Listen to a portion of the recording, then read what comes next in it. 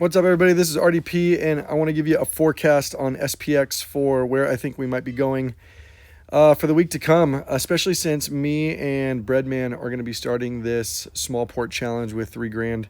I figured it'd be good to give you just a little bit of forward-looking detail as to where I think we might go. So let's pop this chart and let's see kind of what we've been dealing with. This is a key level, the 7,500. You can see that it was a ramp up and then a pretty significant rejection and then a ramp up, a rejection, and then just a super leap over the 7,500. And then it had been basing here. This is the 10-minute chart from Friday really all the way through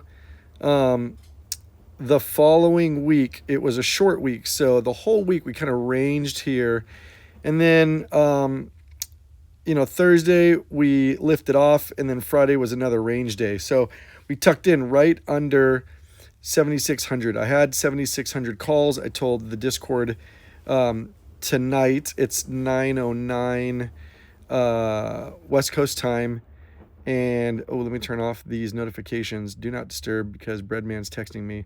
Love you, Breadman.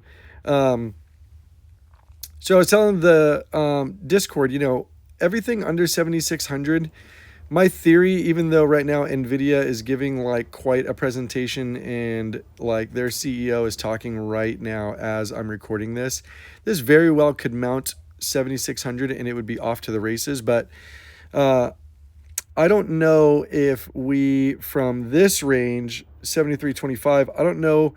You can see it was a test, a retest, and then we found a ceiling, retest, and then found this ceiling again. We mounted it. I would be really shocked if we didn't come back and retest this and then fire back up. And so here's what I want to do. You can note the RSI here. Here's the high, strong RSI, pretty warm. Came back.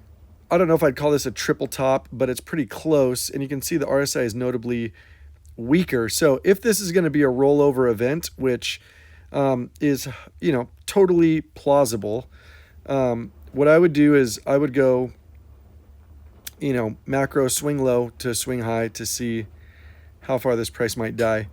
And here's some key levels. Here's the 1618 that take you all the way down to essentially this key peak here. If we get the 2618, you get right inside of this band of price action here. So it'd basically bump up and find what was previous resistance, would turn this into support. That would be the 2618 here as the bell opens up. It could easily find its way down into this space, pick up a bid, and then run right back to 7,600. Test it, mount it, and run to the races. That's totally fine. But here's my downside targets. At the lowest, we'd get back to this 7,500, 7,503. We'd lose this in some macroeconomic, maybe this is like Iranian news, a Trump taco event, push back down here, and then find a liftoff from there. That 100% plausible. So put that on your charts. That is the downside. Now let's talk about the upside. So if we mount 7,600 here, and right now currently on Hyperliquid, we're just below it. We're tucking below it. This is where we closed on Friday. If we're going to mount, I would take these levels. I'd go probably swing high to swing low, something like this. Drag it out for time, and this is what I'd be looking at a rough estimate: 76.11, push to 76.37, and then see if there is some liquidity bouncing between here. So that's my high target. You've already got my low target. I think that 7,600 is kind of the key area to see past. If we break 7,600, you could catch calls 10 points up. The heat map would be really wise to be using to see if there's any picas up this direction, or if that's a ceiling, or if there's any Barneys this way as magnets.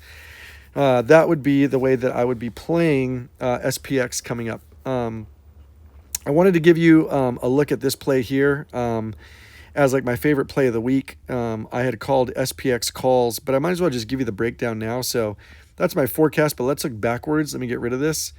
My play of the week was an SPX call that I had made as we were bouncing here. And you can see we were doing a little bit of this dip below the 50, And I had watched some flow over on Heat Seeker. If you have a Heat Seeker, there's a whole Atlas flow section that can show you 0 DTE specific flow. And I watched like over $100,000 in the first 30 minutes load in as this price was giving up, which it was calls to the upside over 100 grand.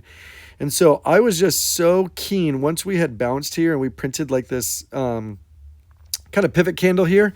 I was curious if this was going to be a new trend.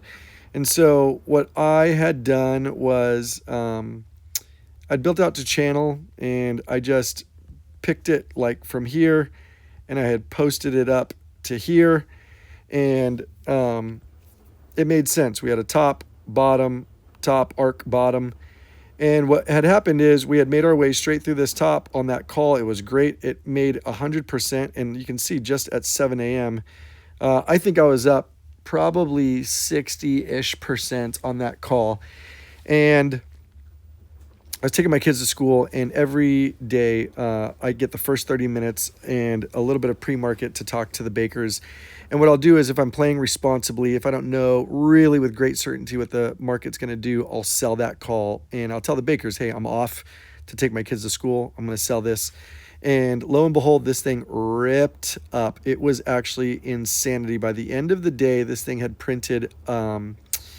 it was a $700 contract to get into, and it was $4,000 at the end of the day, way up here as it closed. So from $700 to $4,000, that call crushed. It went right through my channel. It came and back tested.